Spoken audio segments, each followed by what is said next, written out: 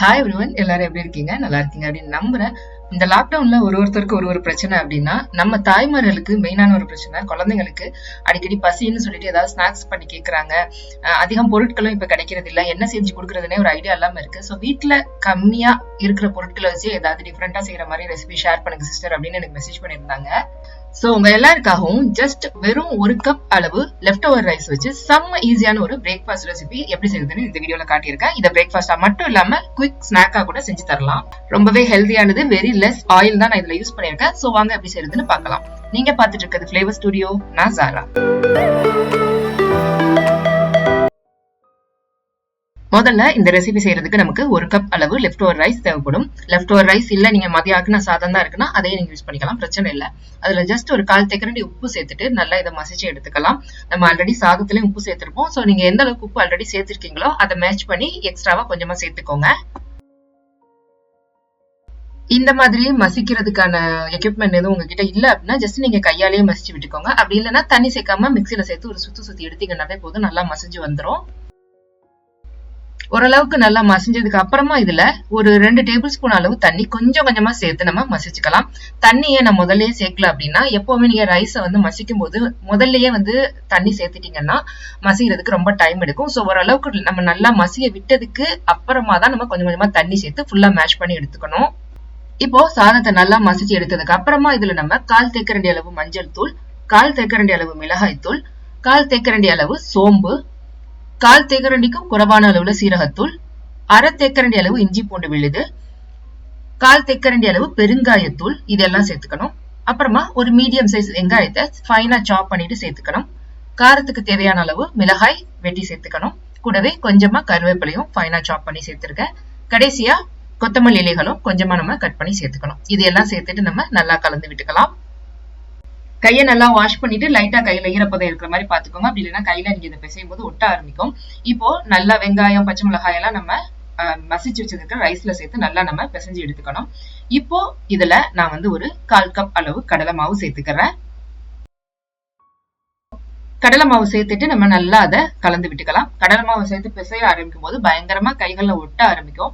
But நீங்க வந்து திரும்ப திரும்ப கையை வந்து வாஷ் பண்ணிட்டு நீங்க பிசைய ட்ரை பண்ணீங்கன்னா மாவு வந்து ரொம்ப தண்ணியாயிடும். ஸோ வந்து கொஞ்ச நேரம் வந்து கையில ஒட்டினாலும் பரவாயில்லன்னு நல்லா கலந்து பிசைஞ்சு விட்டு வச்சிருங்க. ஒரு 5 to 10 minutes வச்சிங்க அப்படின்னா மாவு வந்து அந்த தண்ணியெல்லாம் உறிஞ்சிட்டு செட் ஆகி வந்துடும். இன்கேஸ் நீங்க 10 minutes வச்சதுக்கு அப்புறமாவும் நல்லா மாவு செட் ஆகி வரலன்னா எக்ஸ்ட்ராவா ஒரு டேபிள் ஸ்பூன் அளவு மாவு சேர்த்து நீங்க கலந்து எடுத்துக்கலாம்.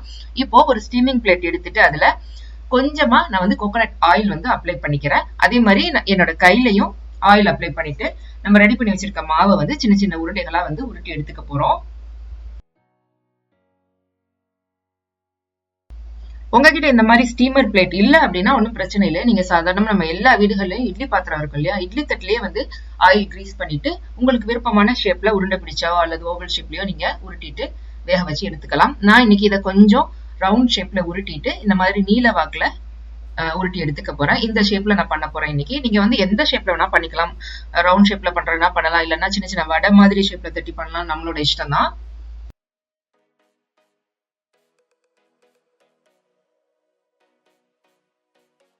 நம்ம இந்த மாதிரி ஆயில் தடவி கையில உருண்டை பிடிக்கும் போது கையில ஒட்டாம உருண்டை வந்து உருட்டிட்டு எடுக்க வரணும். அந்த மாதிரி இல்லாம கையில ஒட்டுது அப்படின்னா மாவு சரியான பதத்துல இல்ல அப்படின்னு அர்த்தம். ஸோ எக்ஸ்ட்ராவா கொஞ்சம் மாவு சேர்த்துட்டு நீங்க கண்டினியூ பண்ணுங்க.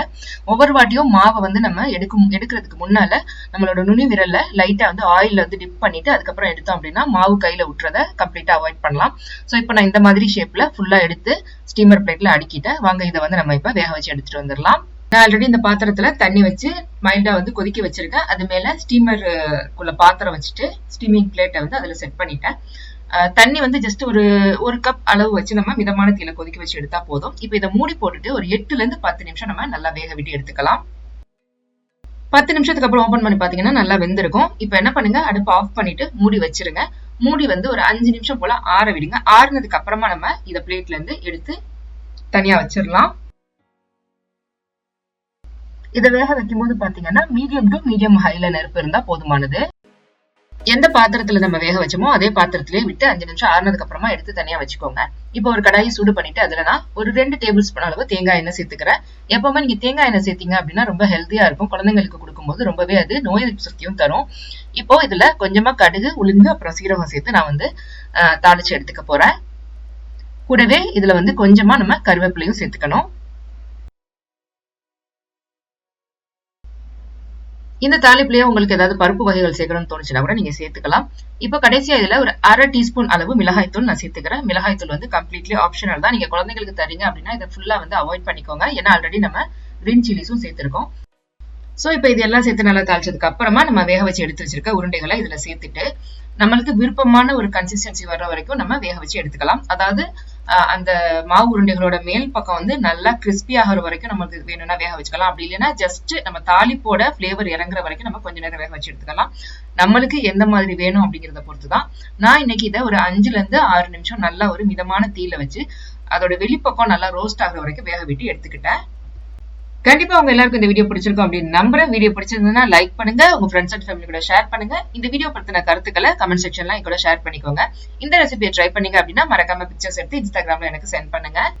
இதே மாதிரி குவிக் அண்ட் ஈஸியா செய்யற மாதிரியான நிறைய ஹெல்தி ரெசிபிஸ் நம்ம சேனல்ல அடுத்தடுத்து வந்துட்டே இருக்கு. அதெல்லாம் நீங்க மிஸ் பண்ணாம பார்க்கணும் அப்படின்னு நினைச்சீங்கன்னா நம்ம சேனல் ஃபிளேவர் ஸ்டுடியோ சப்ஸ்கிரைப் பண்ணிட்டு மறக்காம நோட்டிபிகேஷன்ஸையும் ஆன் பண்ணிக்கோங்க.